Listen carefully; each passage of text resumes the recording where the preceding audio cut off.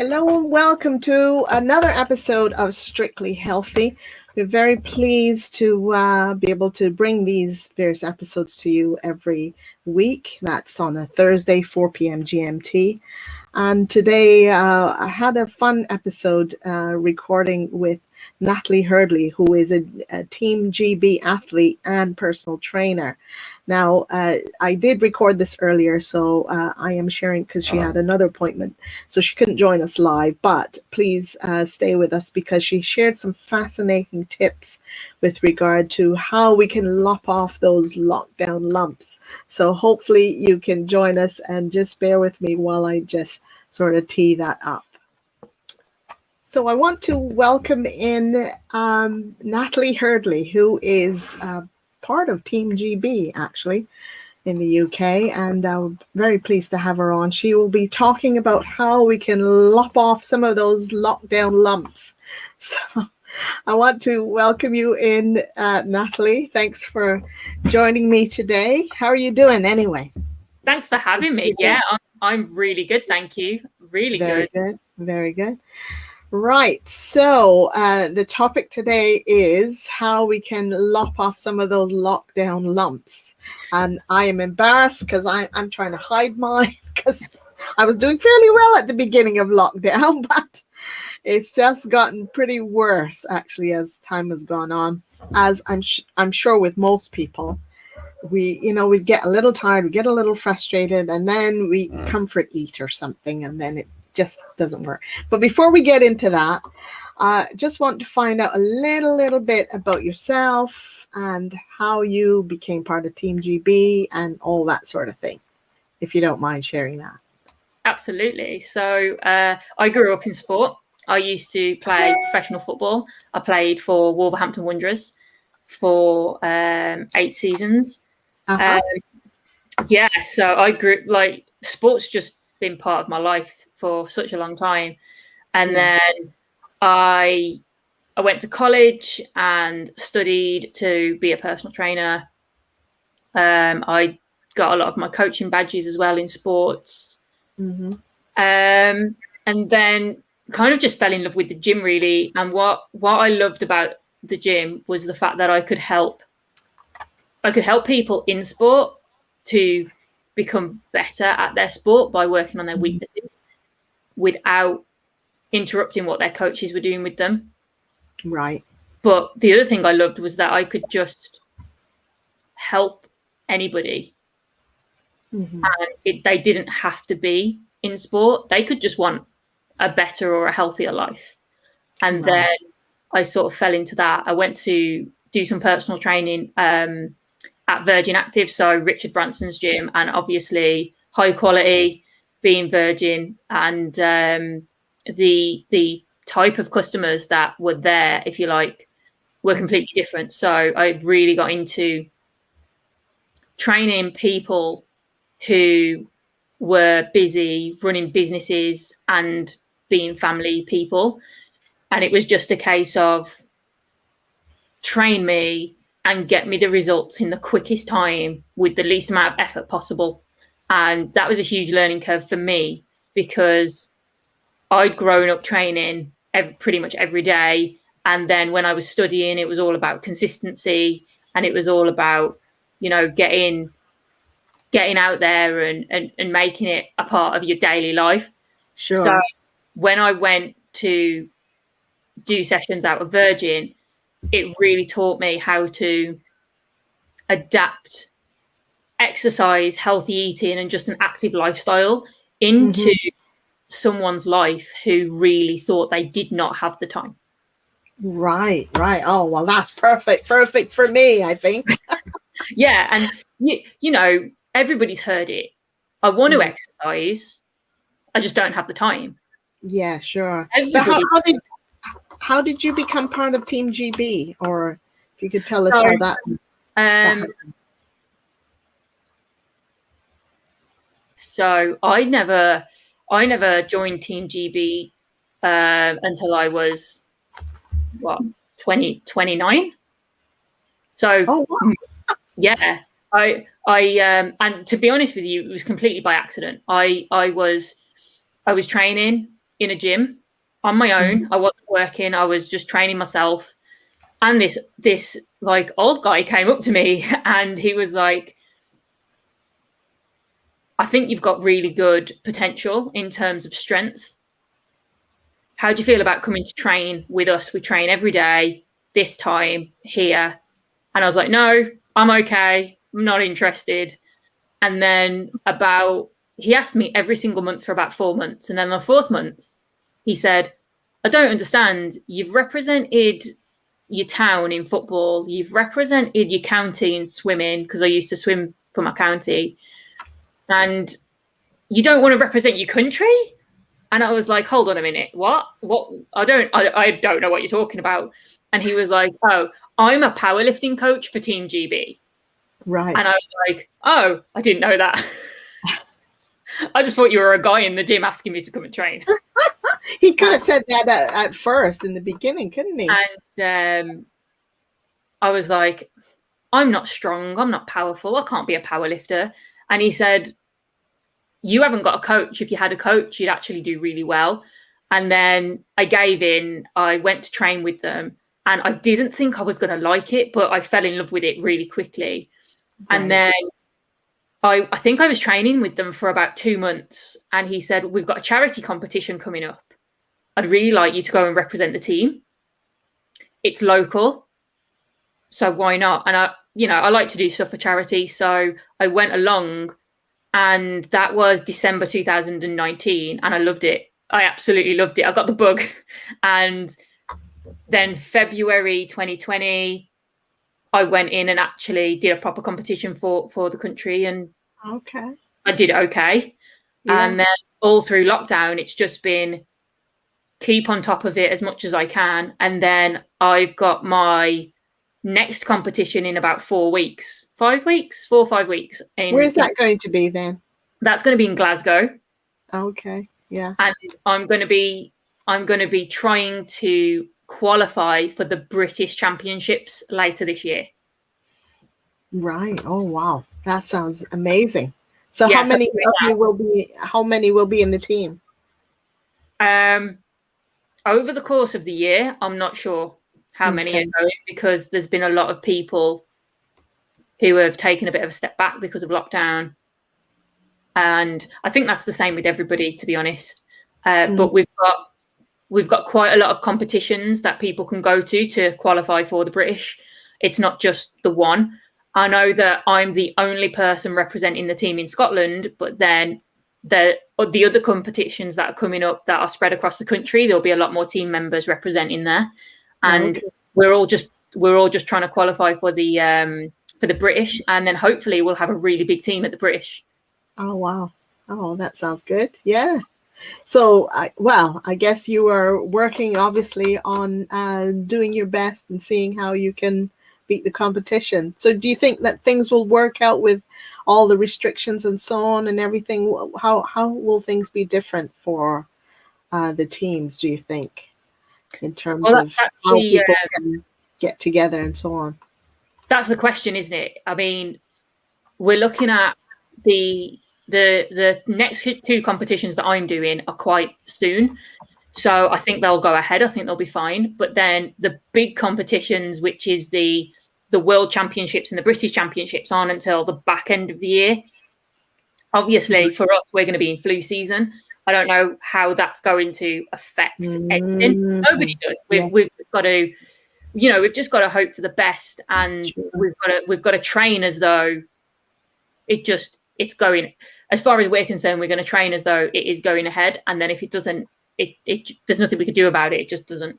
Yeah, because we got the variant and all the rest of it as well too going on, so we don't know how things will culminate, won't it? Absolutely. And I don't worry about things that I can't control. I just worry about what I can.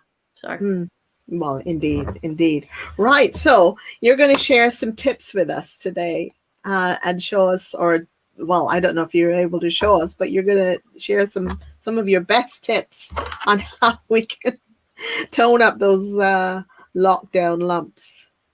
Sure. So if you want to do that, please. Yeah, absolutely. So when I get when I get people come to me, there's two things that they usually want. They want to lose weight and they want to tone up. That's usually what they want. Yeah. And the first thing that you need to consider, especially as a woman, what does toning up actually mean to you? Because the amount of different answers that I've had over the years is huge. Yeah. And, you know, when you say, okay, you want to lose weight, everybody knows what that means. It's just everybody's amount of weight that they want to lose is different, right? Sure. But when it comes to toning up, your vision of toning up and mine could be completely different. And if you're kind of following a plan, or if you're kind of going for something that is actually a different visual to what you've got in your mind, you're already onto a lost cause, because you're chasing something that you don't actually really want. So your motivation is going to pretty much go straight away. So in terms of toning up, you have to think about what that actually means to you. So toning up to me is all about muscle definition. And then when you look at muscle definition, again, especially as a woman, does that mean that you're going to look bulky? Does that mean that you have to build a lot of muscle? That puts a lot of women off, where actually that's just not true. The only way that you're going to bulk up, if you like, is if you're taking testosterone. That's it. We don't have enough in our system to naturally bulk up. Yeah. So if you see a woman and you think that she's bulky due to lifting weights, she's not. She's just not. So if she is bulky, it's because she's been taking testosterone. Yeah. Okay. And what part does protein play in all of it? So protein's job is to repair, recover, and help build muscle. And when I say build muscle, I don't mean bulky muscle. I mean just build the strength. Yeah. Can women build muscle? Yes, we can. Can we build it and become bulky with it? No, we can't unless we take something for it. So for me, I always use me as an example. I don't think I'm bulky in any way. But I lift a ridiculous amount of weight 4 days a week, every week. What weight do you, what's the strong or the heaviest you've lifted? So the heaviest I've lifted for my type of lifting is a back squat. I've lifted 110 kilos. For bench press, I've lifted 65 kilos, and for a deadlift, I've lifted 125 kilos. Goodness me. I mean, that sounds incredible to me. I don't know. Yeah, and like for me, I sit at about a 73, 74 kilo body weight. So yeah, that's like nearly twice yours, isn't it, or more? Yeah, absolutely. So for me, I eat a lot of protein because I have to repair and recover my muscles, and I need to build strength, which protein is going to aid me to do. But I'm not bulky, and I've been doing this a while. So if I'm not bulky, then the likelihood is you're not going to bulk up either. Yeah, and you've been doing it a while, so yeah. I get that. So yeah, it's something that women should not even have in their head. It's a fear that women should just get out of their mind straight away, because, like I said, unless they're taking something they shouldn't be, and it's not something you're going to take by accident. So it's really just get that out of your head straight away. Okay. All right. So we got to find out what toning means. That's sort of the first step. And I think like I said, for me, it's muscle definition. So it's being able to see a little bit of your muscle through your skin, right? Yeah. Not a massive amount, just a little bit. Maybe it means you having a flat stomach. Maybe it doesn't, because maybe you've had kids and you've got that kind of mum tum, you know? Yeah. You can still get that flat and be like, oh my God, this is toned. And for other people, a toned stomach might mean a visible six-pack. And that's down to the individual person. And there's no right or wrong. That's completely your decision. It's your body. It's up to you how far you want to take it. But you need to kind of get that idea into your head of what it actually means so you can train the right way for it and eat the right way for it as well. Okay. So what then do you suggest for women then in terms of toning? What in particular can they do? Okay, so the first thing you've got to do is you have to incorporate some form of resistance training. And when I talk about resistance training, it could mean weight training, and it doesn't have to be heavy weights. It could be tiny little dumbbells, that you can just keep in your house. It can be body weight training, so it can be just lifting your own body weight. It can be using something like a kettlebell, a suspension trainer, a medicine ball. It could be any of those things. It's just something that's going to add a little bit of resistance to your actual workout. If you look at the majority of women can't lift their own body weight. So they automatically think that resistance training is something that they can't do because they can't lift their own body weight. Where actually, if you start to incorporate resistance training at a much lighter scale, you're going to learn how to lift your own body weight, and then you've got your whole body as a completely other form of equipment that you can then utilize. Okay. And resistance training can start off so light. It doesn't have to be heavy at all. Well, you know what I do? I just sort of prop myself on the back of on the chair or something, and then just kind of push myself up and down like that. Yeah. Would that help? Well, that is a form of resistance training. Yeah. So that's a form of resistance training where you're using your body weight.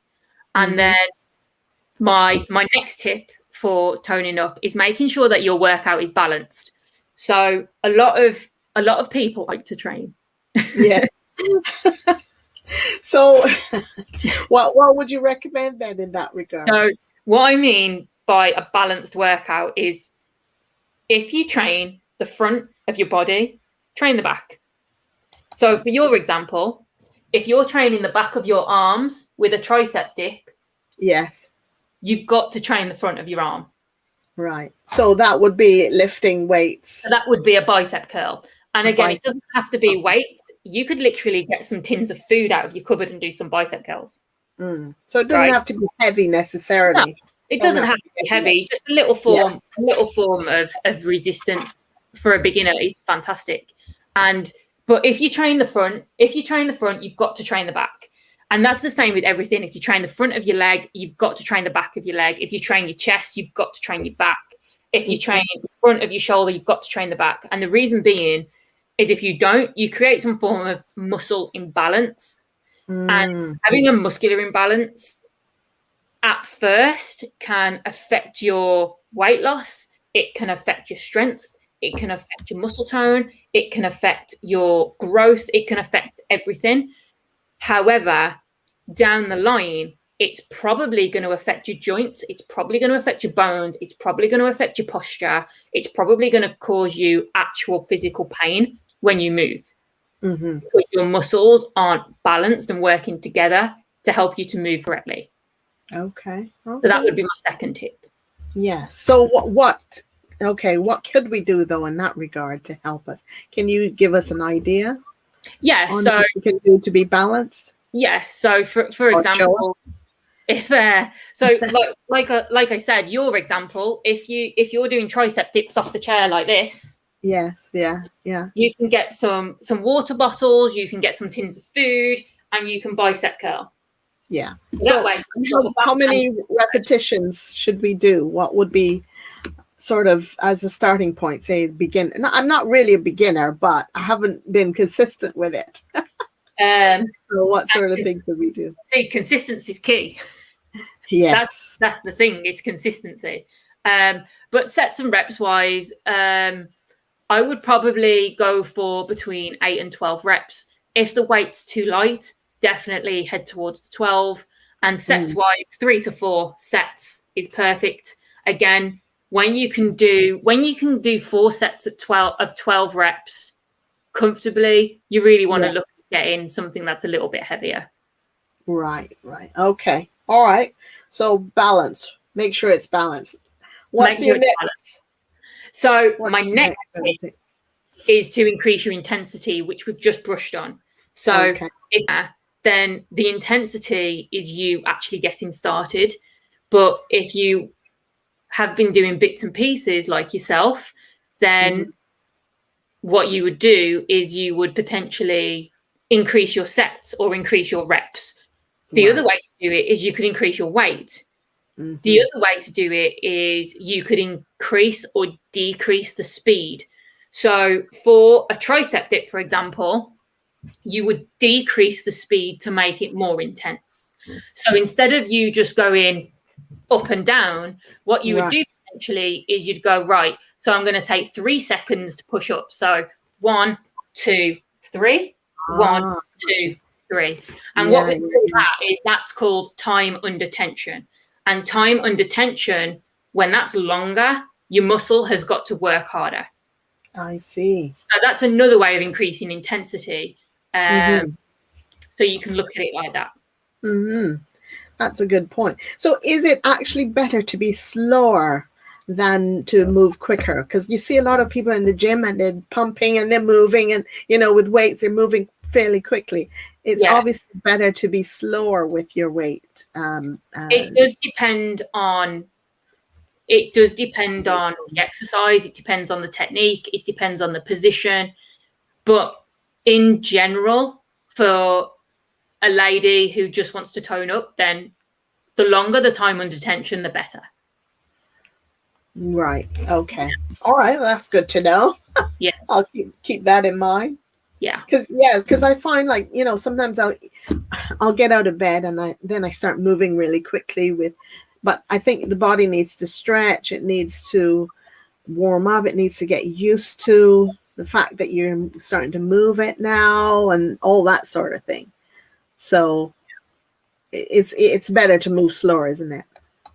Yeah, but that's what your warm-up's for. So what you would do is you would go, well, what I'll do is I'll have a 5-minute warm-up where I'm walking or I'm on the bottom step of my stairs and I'm just up and down on the step of the stairs. And I'm just going to do this for 3 to 5 minutes. And I'm just going to get the blood going. I'm going to get all my body just moving. And I'm going to basically send a signal to my body that exercise is coming. And then you're going to be warm and you'll perform better. Yeah. Okay. All right. Good. Yep. That's some excellent tips here. I'm really learning. I'm learning a lot, even though I do a bit of exercise, but I'm learning more specifics and getting down to the nitty gritty. So this is excellent. Cool. So tip number 4 is invest in some equipment unless you go to a gym. Right. So if you go to a gym, don't worry about it because the gym have got the equipment. Of course. Your investment is obviously your gym membership. Sure. If you don't want to go to a gym or if you can't get to a gym, then definitely invest in some equipment. If you're a beginner, you don't need to do this straight away. But once you've sort of got a consistent routine and you're like, I'm going to stick to this now, it's time to up my level a little bit, definitely invest in some equipment.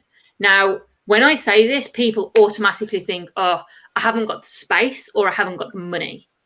That's their first 2 thoughts, right? And I can get rid of those thoughts straight away because what I recommend my clients buy don't break the bank and they are really small to keep in anyone's house. So the 2 pieces that I recommend, one is a resistance band. Right. A long resistance band. They come in different resistances. So you can get a resistance band as light as 5 kilos. And they usually go up 2.5 kilos a band. And the one that I recommend people get, the one that I recommend women get is 7.5 kilo band. Okay. And it's £6.99 where I go. Okay. And mine has lasted me over 2 years. Right. Okay. So I suppose we could get these online as well, like, yeah, through so Amazon or whatever. yeah, so the one that I love is from Decathlon. Okay. So that's from Decathlon, and that's £6.99. And like I said, an investment of £6.99 for over 2 years is nothing, Mm-hmm. right? You spend Yeah. more on your costa every day. Do you know what I mean? So, Yeah, sure. so, and from a space perspective, they're super light, they're super small, and you can take them anywhere. You could just roll them up and chuck them under your bed, whatever. Yeah. Anywhere, I mean, when you roll it up, you fit in your coat pocket, so you haven't got to worry about the space. And then the Sure. other thing I recommend people have a look at getting is a suspension trainer. Now, a suspension trainer is a little bit more tricky, Mm-hmm. and most people will look at a suspension trainer and they will already know a TRX. TRX is the original suspension trainer, and because of that, they're expensive. They're at the top end of the Mm-hmm. chain. I think they're between £100 and £200. However, Wow.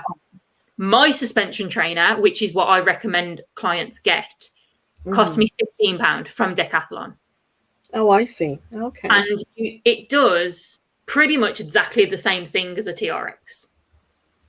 I don't know if I've seen what a suspension trainer looks like. I'll have to look that up online. A suspension trainer is something. It's like two straps like this held together by a strap. Oh, I see. Okay. And then you hook the strap to something. Like you can hook it to the top of your door with a block, shut the door, and then you can use your door. Oh, I see. Yeah. Yeah. Yeah. Mm-hmm. You can if you've got like a banister, then you can hook it around your banister and use it there. There's a couple of things that you can do with it. I wouldn't buy one if you've got nowhere to attach it. Right. Well, most people have somewhere to attach it, like you say, a door or the stairway. Yeah, and I think a lot of people are worried that it's going to ruin that door. And all it is, it comes with the suspension trainer, and it's a soft little block, and all it does is goes on the other side of your door, so it doesn't ruin your door at all. Mm-hmm. And like I said, the one that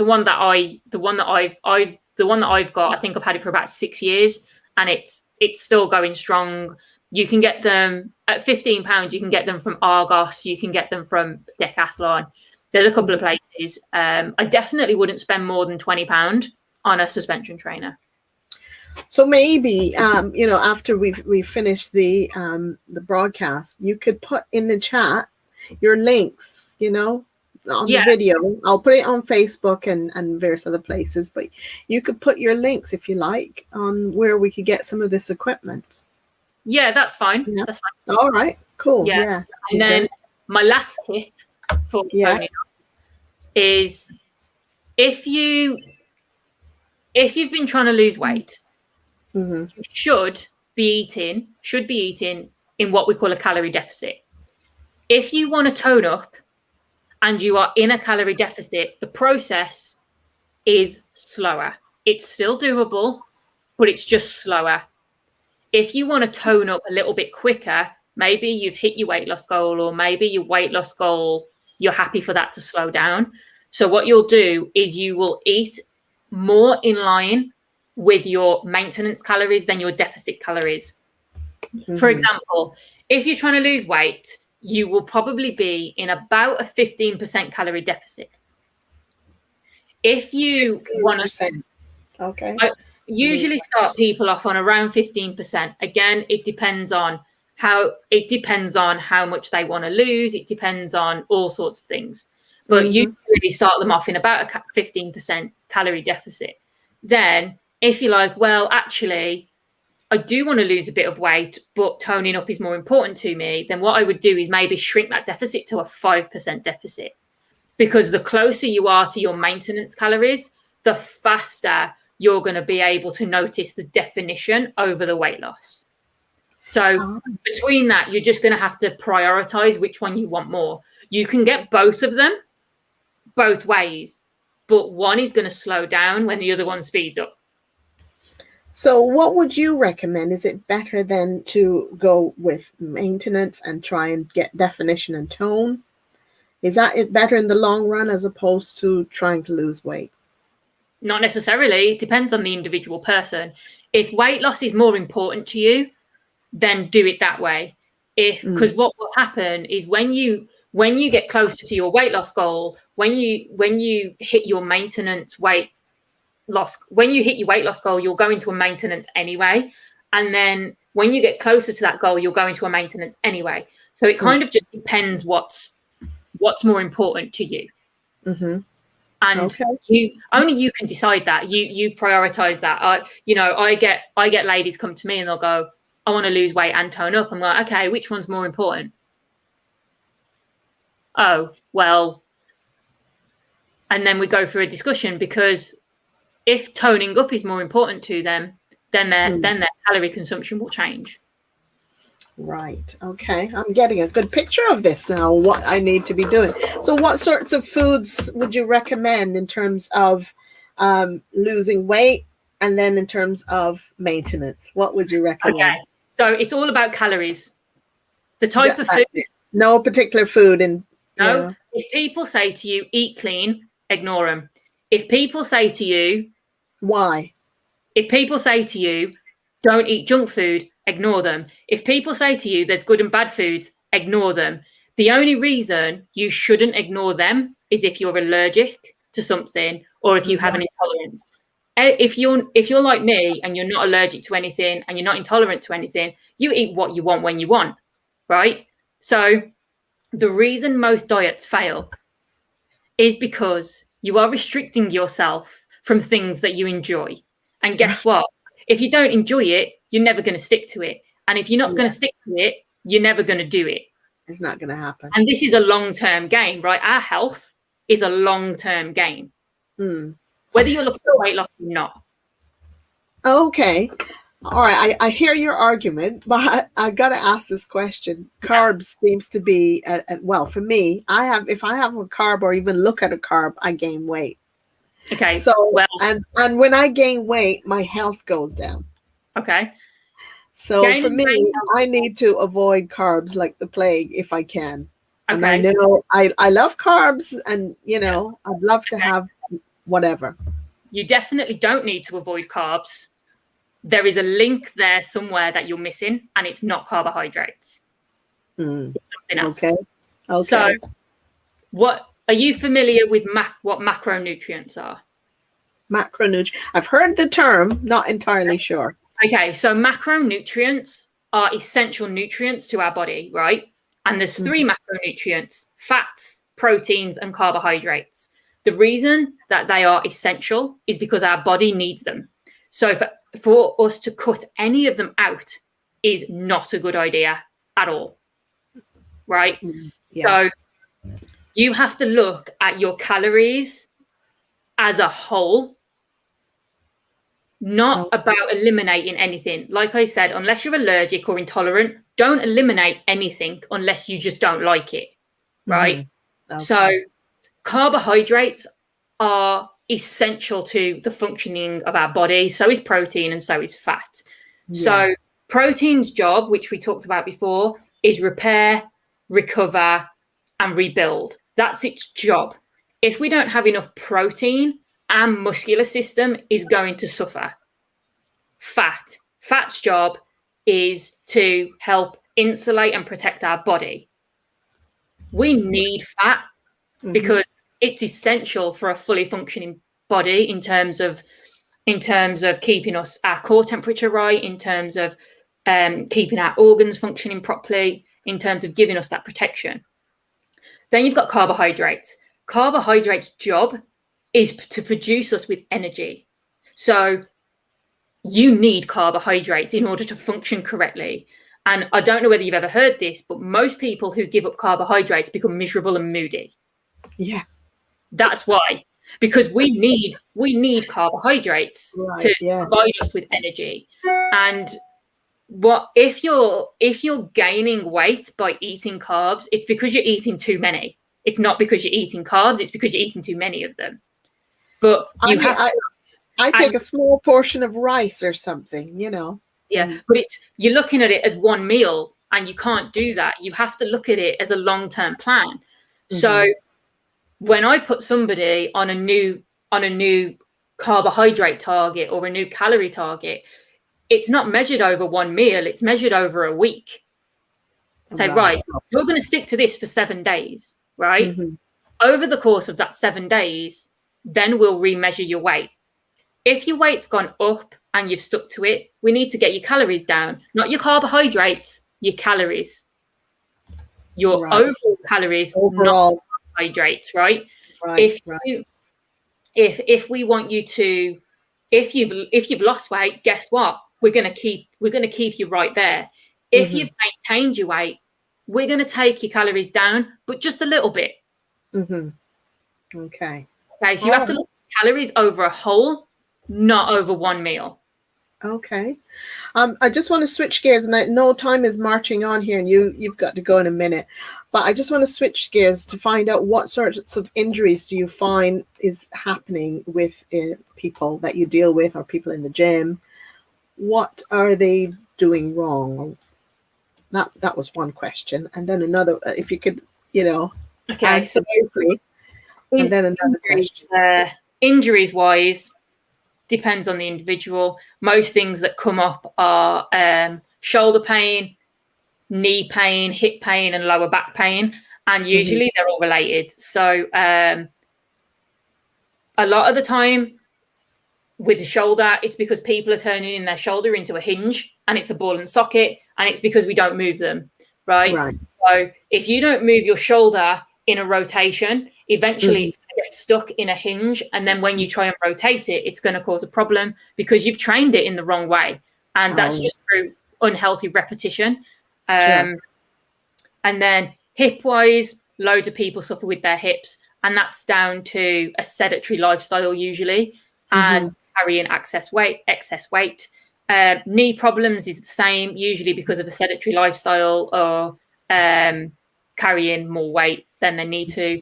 And then your lower back ache is usually down to the fact that your bum isn't firing first, and your bum should be doing the main bit of work. And the reason it's not doing it, it's because we're sitting on it too much. Plain and simple. That's good. Now, plain and simple. I'm plain and simple. That's what I do. So the last question I had for you is, what part do you think inflammation plays in terms of problems in the body and injuries and so on? Oh, huge. Yeah, huge. Yeah. And everybody's different, so I've got a massive amount of inflammation in my body, and touch wood, I don't suffer from injuries very often at all, but that's because I look after every aspect of my health. So I look after my flexibility, I work on my mobility, I work on my strengths, I work on my conditioning, I work on my cardio, I work on all aspects of my health.